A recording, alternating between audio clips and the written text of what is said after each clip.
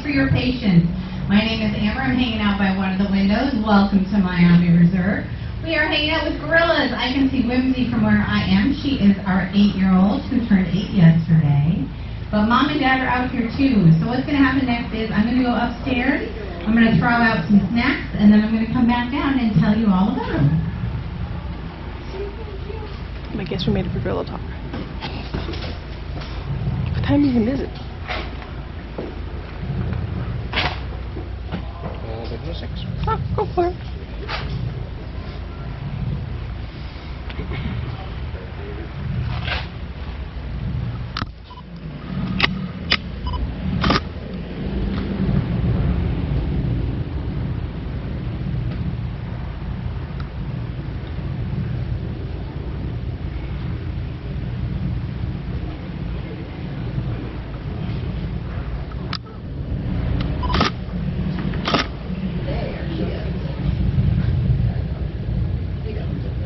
For it.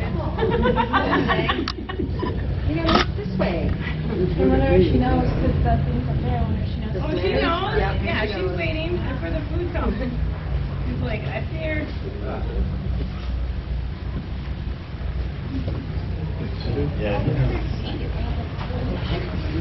Oh, here they come. Oh, Mommy and Daddy's coming. Oh, cool. Andre. Just kind of sitting out over there.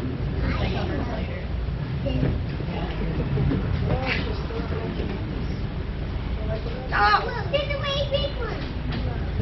Apples?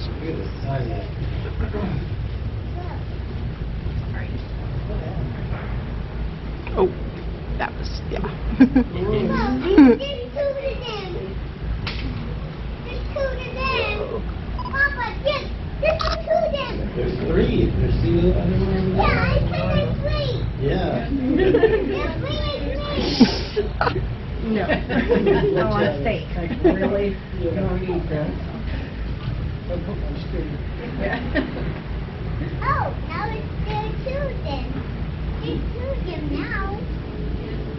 He's like, get away from me. I'm not going to steal your apples, dude. Oh, down with the floating. Where'd this girl go? She went to the left. No, she went to the last.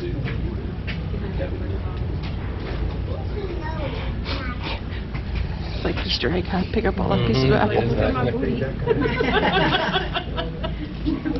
She's like, yeah, this is about a view for the picture. He's like, I'm not sharing it. All mine. Oh, yeah. Welcome, welcome. Yep, so Whimsy is gathering up everything she can, and she's going to continue to do so because here comes her mom. So in the world of gorillas, they are foragers, which means walk, find food, eat, walk, find food, eat, sleep, walk, find food, eat, sleep. It's kind of like you would have seen her. So there's lots of walking, eating, and resting. As they eat, I know you want Tinga, the mom, to be like, baby, have everything. That's not how it works. Especially as the kids get older, because these kids need to learn how to survive in nature, which means they need to be tough.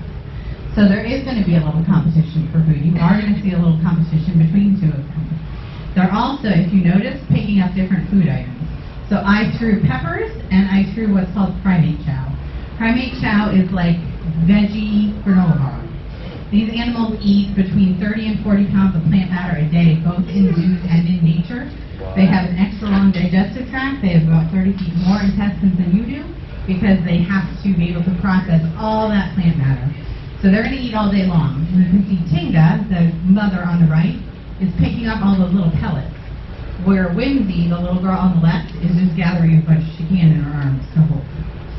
Jim in the background, there's a very good reason. If you saw me toss him a lunch bag, and if you can't see him, Whimsy's going to try and take all her stuff up the tree. That's a good plan for him, but I think you got too much.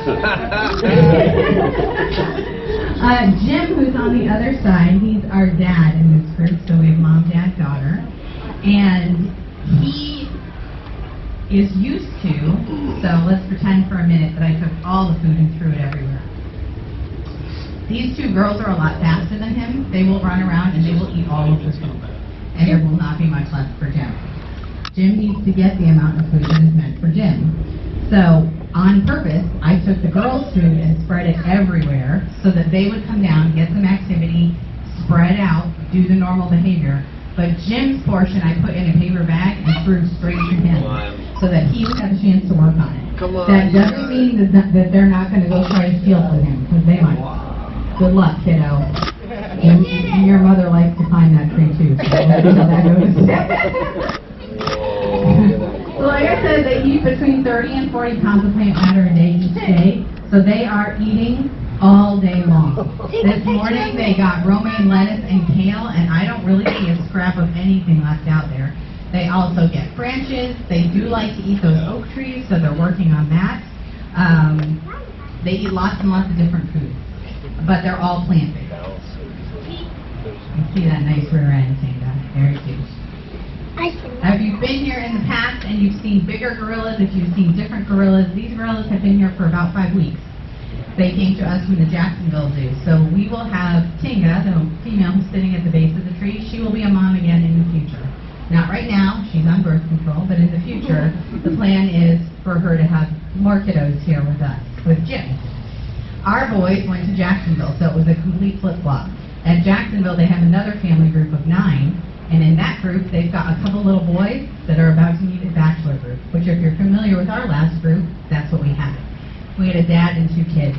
So here's how it goes if you're a gorilla kid. You nurse and eat solid food till you're 6 or 7 years old.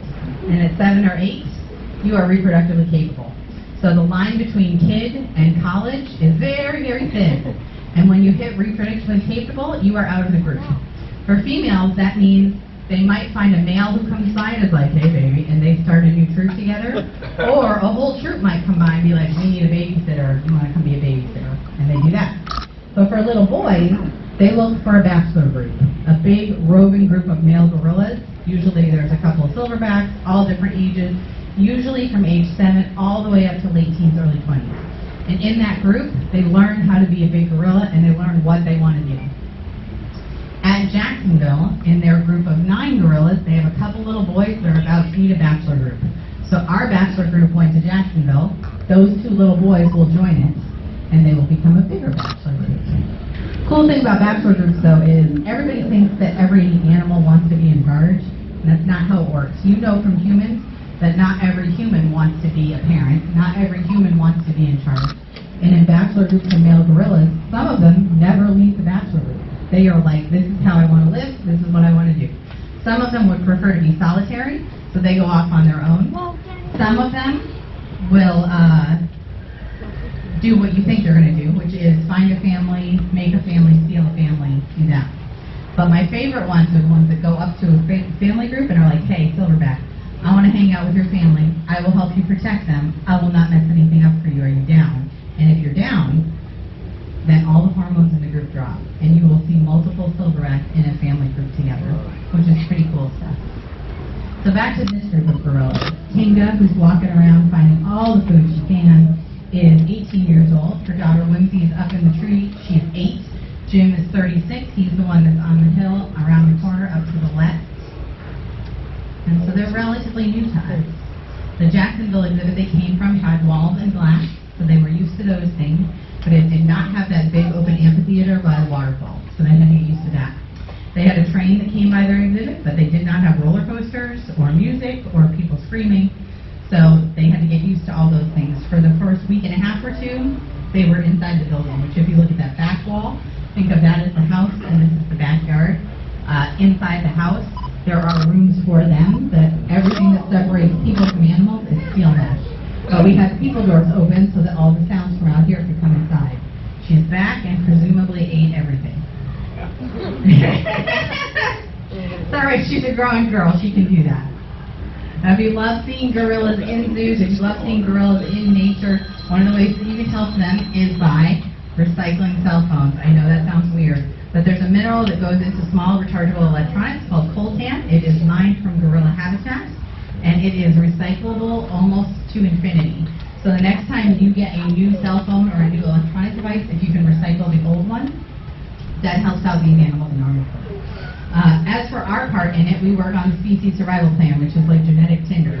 We work with other zoos to make sure that if we are the backup plan to extinction, the animals that live here are genetically diverse and healthy. So we are moving animals around all the time with that goal in mind. We also have a nonprofit side that gives about $1 million a year to conservation projects that are happening around the world. When we go and visit those conservation projects, it's not us going out there and saying, I'm here to tell you what to do. When I've been out to our projects in Zimbabwe and South Africa, it's me going and saying, what do you need me to do on here? So they send us out to anti-poaching patrol or training with the trainers or community outreach, whatever they need us to do is what we do. So if you do have gorilla questions, come see me. I'm hanging out. If you have questions about where to find the bathroom or where you should eat lunch, I can help with those too. If you're heading towards the waterfall, it is pretty and you will see pretty things, but right now, because we're doing work on our chimp habitat, the exit is the only way. Where you came in is the only way out. Whimsy is pretty interested in people, so if she comes up and slaps the glass, she's playing with you. She's not trying to scare you. She's trying to play. They do communicate in lots of different ways. A lot of times people look at their faces and think they look angry. They have this really broad brow bone that looks like you guys when you crunch up your brow and you make an angry face at me. But for them, it's just how they keep the sun out of their eyes and it's part of their skull. A lot of times too, people look at their facial expressions and they think they look sad because they have a pout. A loose lip is a good thing on a gorilla. When they are not content, if you look at me for a second, they press their lips together like this. And if they're really not content, there's air behind it. So a loose lip or a pout on a gorilla is a good thing. All right, you guys, I'm going to put this mic down, let you enjoy some gorillas, follow them. I know they're way cooler than I am. And if you have questions, come see me. Thanks for hanging out, y'all. Have a good day. Thank you. Oh, look, he's rolling on his back. We have an enrichment program where we put things out that the animals can interact with. Those are, we call them Printables. So they'll get a stick and reach inside and pull out. Oh my gosh. Look how big he is. Okay. How much does he weigh? He's about 350. If you're familiar with our last group, Bulingo was 450. So he was a little bit bigger, but he was also about half his age. Is that about average size? They range. It's about genetics. So it's kind of like us. If your dad was tall, then you might be tall. Same thing. Bulingo's grandfather was a big gorilla, so the idea that he got big is not surprising. Jim is about 350. That's a good size for a silverback mare. Wait, how big was his dad? The other gorilla's grandfather was about 500 pounds. How old are they? In zoos, you can see them, well, in nature, if you saw anybody over 30, I'd be surprised, because nature is awesome, but it's a lot of work. In zoos where they have no competition, no stress, preventative health care, those things make you live longer. So you can see males live into their 40s, 50s, females into their 60s, 70s. But that also means that you see things in zoos that you would never see in nature, like heart disease, arthritis, the same things that we see in older humans. Because those elevated ages for these animals, that's like saying that humans live to be 100. It happens, and it's hard to be 100 years old, and it's rare. Jimmy. So if you look at Jim's head, he has what's called a sagittal crest. His is a little bit different than some of the other gorillas, but if you imagine your skull with a bony mohawk down the middle of it, the muscles that work his jaw, if you look at me for a second, imagine I'm a shark. The muscles that work their jaw, there's big muscle mass here, and the muscles stretch over the top and connect to the jaw here. So that's how they get the power they have. When we give them walnuts, they throw them in their mouth to shell them. But they break branches in half. They're very, very strong. They're good at what they do. Here comes this girl. She's going to make a swipe. Decided better of it. That was probably smart, Kinga. She's gonna go for it. But she thought about it. Trainers here at the park, and you all are here at a really awesome time because we are about to set up to run one of our oldest cheetahs, who goes by the name of Chi. So Chi and her sisters actually helped us open this area back in 2011. That means she is 13 years old. To give you all an idea, we typically see a life expectancy range of 7 to 9 years out in Africa. But of course, at a managed care facility like here at Busch Gardens, we can see all of our animals' ages double, triple, quadruple even. So although Chi is 13 years old, I love to say that age is just a number for Chi. She is a rock star runner, and she has been running with us now for about 12 years.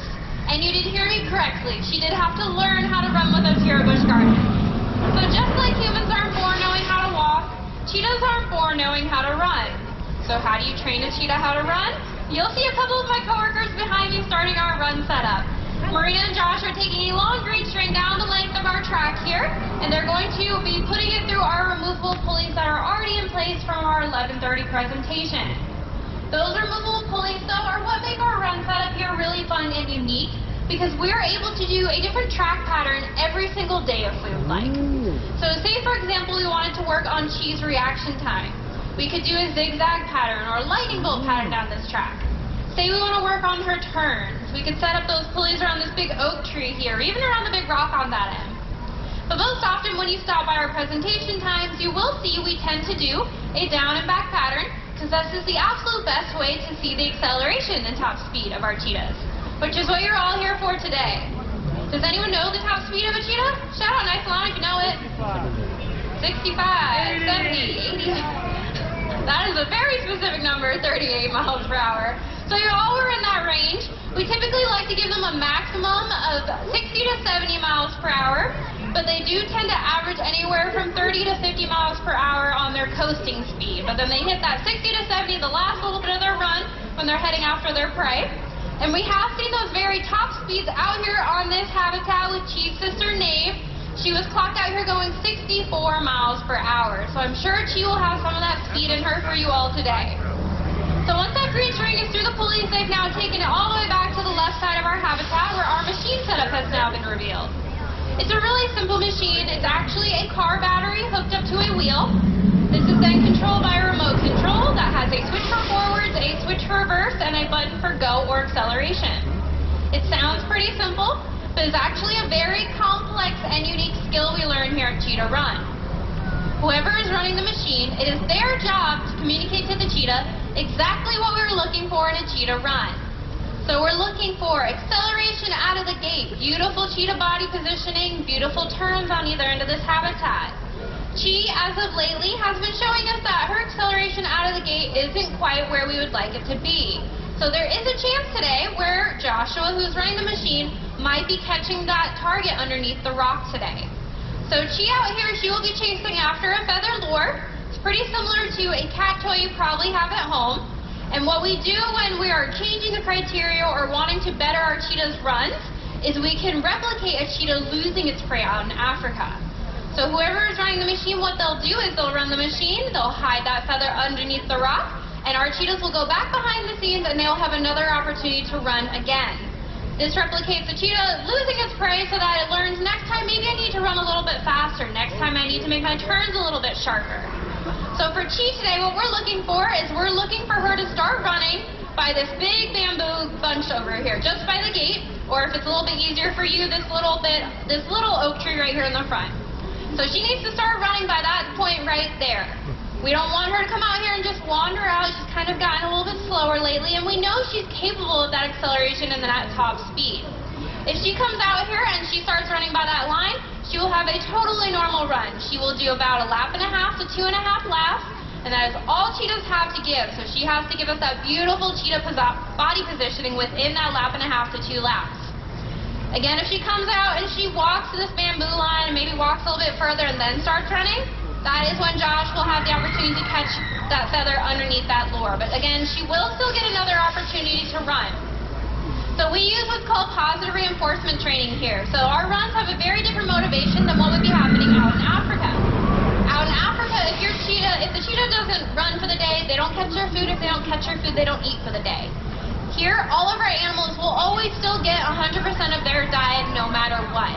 So that means even if Chi comes out here and takes a nap in the sun, she still gets all of her diet. That means if that gate goes up and she comes out here and walks the entire path of this run, she will still get 100% of her diet.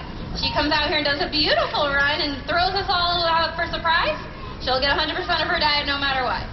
So we want this to be fun and enjoyable for Chi, and that's our job as trainers, is to make every day that our animals spend here with us fun and exciting and enjoyable. We don't want the mundane. We don't want it to be the same every single time. So when Josh is running the machine today, he's going to make it fun and exciting for Chi as well. But it looks like all of our trainers are in position. We want to get Chi out here and let her know that we're excited to see her run. So I have a quick test question for all of you. Are you ready to see a cheetah run?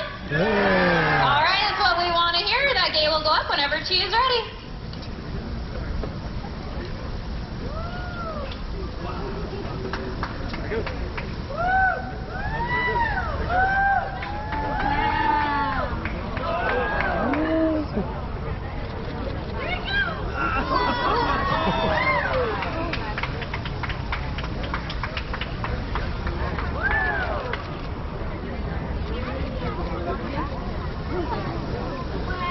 Excellent job by Chi! That was a beautiful run. That is exactly what we were looking for.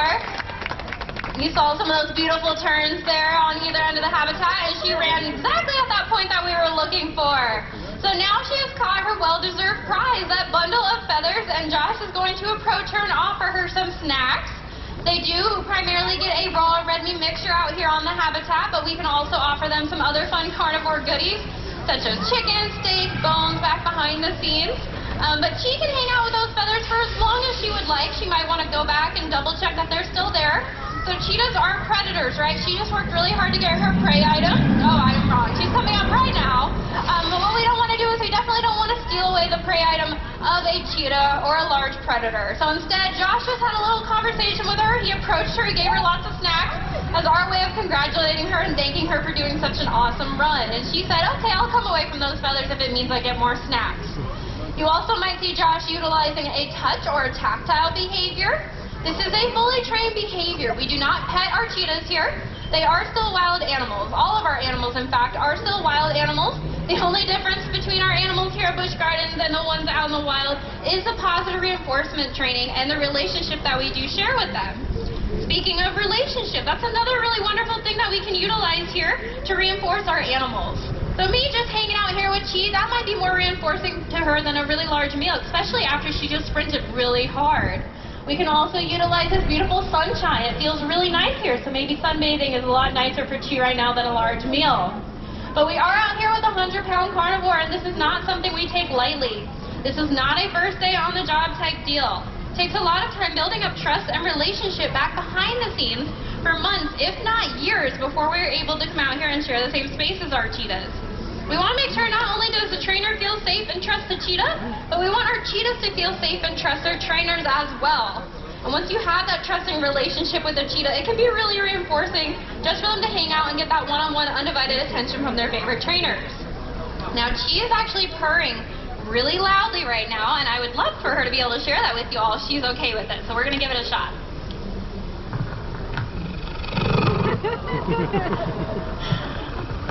All right, I heard a couple of giggles. Did everyone hear that? All right, wonderful. So that's one of my favorite things that cheetahs can share with us. They are actually the largest of the small cat family. So they have a different throat structure that allows them to purr, but they are not able to roar. But that is one of the many ways that makes them very unique and wonderful predators. She's checking to see what those feathers are. Good job. She's a good one. What do y'all think? Not bad for an older lady, right? She did a pretty good run today. That means so much to us that you all came here and fell in love with Chi, and that you maybe learned a fun fact or two that you want to share with your friends and family. Because cheetahs out in Africa, they aren't doing as well as Miss Chi is here. There's actually less than 7,000 cheetahs left on our planet. So to give you all an idea, we typically see more guests here in the park on a normal day than there are cheetahs left in the entire world. So it's by coming here today, falling in love with Chi, sharing this love with your friends and family, you are doing more for this species than you can even imagine, because we tend to want to help and conserve the species that we fall in love with. If you want to help out a little bit extra, you can head to any of our nearest gift shops and round up to the nearest dollar, and that'll go towards helping hundreds of different species, including our beloved cheetahs here. So Chi's real tired. She's making her way on over to Josh, but then we're probably going to get her back behind the scenes so she can get that well-deserved rest and relaxation. If anyone has any questions, please throw up a hand. I would love to hear them. This is our last presentation of the day. We also have a Cheetah Insider Tour. If you would like to come back behind the scenes and meet the rest of our cheetahs, you can book that online on the app as well as at our Serengeti Tour outpost. But we're going to break down our run equipment. We'll have cheetahs out for free time throughout the rest of the day. I want to thank you all for stopping by here today. Enjoy the rest of your day at the park, everybody. Thank you.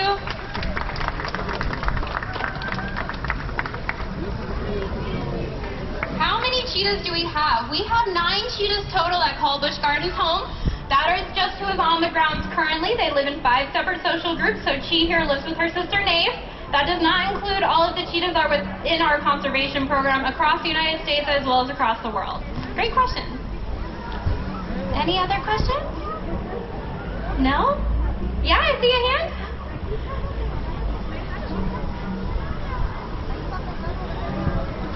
How fast do they run? They run up to 60 to 70 miles per hour. So if you drive on the highway or drive on the freeway, they're going as fast as you're going in your car. I'm sorry? Does it change as they age? Nope. So like I mentioned, she here is 13 years old, which is pretty old for a cheetah, and our youngest is 4, and they run the same speeds, which is incredible. Yeah, absolutely. Enjoy the rest of your day, everybody.